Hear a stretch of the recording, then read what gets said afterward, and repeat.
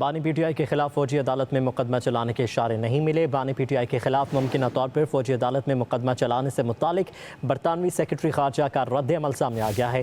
David لیمی نے کم Johnson M P کے خط کے جواب میں برطانوی موقف واضح کر دیا ہے۔ ڈیوڈ لیمی نے کہا کہ عدالتی معاملات ملک کا اندرونی مسئلہ ہے۔ واضح ہے بین الاقوامی ذمہ داریاں اور بنیادی آزادی کا احترام ضروری ہے۔ سیاسی مخالفت، آزادی اظہار رائے اور اجتماع کی آزادی جیسے مسائل پر تحفظات ہے۔ زلفی بخاری نے ایک ماہ قبل 26ویں آئینی ترمیم کی منظوری سے عدلیہ کے نظام میں تبدیلیوں کے تناظر میں خط لکھوایا تھا۔ کم جانسن ایم پی کے بھیجے گئے خط پر مختلف جماعتوں کے 20 اراکین پارلیمنٹ کے دستخط تھے۔ ڈیوڈ لیمی نے کم جانسن ایم پی کے خط کے جواب میں برطانوی موقف واضح کر دیا ہے۔ ڈیوڈ لیمی نے کہا کہ عدالتی معاملات ملک کا اندرونی مسئلہ ہے۔ واضح ہے بین الاقوامی ذمہ داریاں اور بنیادی آزادی کا احترام ضروری ہے۔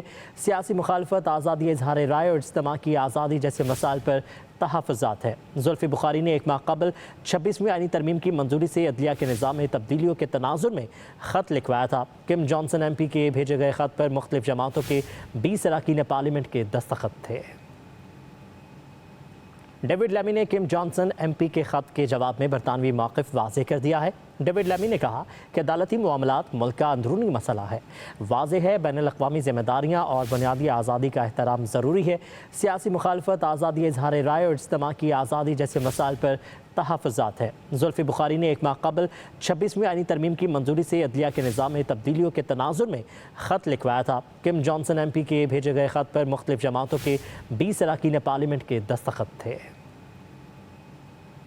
ڈیوڈ لیمی نے کم جانسن ایم پی کے خط کے جواب میں برطانوی موقف واضح کر دیا ہے۔ ڈیوڈ لیمی نے کہا کہ عدالتی معاملات ملک کا اندرونی مسئلہ ہے۔ واضح ہے بین الاقوامی ذمہ داریاں اور بنیادی آزادی کا احترام ضروری ہے۔ سیاسی مخالفت، آزادی اظہار رائے اور اجتماع کی آزادی جیسے مسائل پر تحفظات ہے۔ زلفی بخاری نے ایک ماہ قبل 26ویں آئینی ترمیم کی منظوری سے عدلیہ کے نظام میں تبدیلیوں کے تناظر میں خط لکھوایا تھا۔ کم جانسن ایم پی کے بھیجے گئے خط پر مختلف جماعتوں کے 20 اراکین پارلیمنٹ کے دستخط تھے۔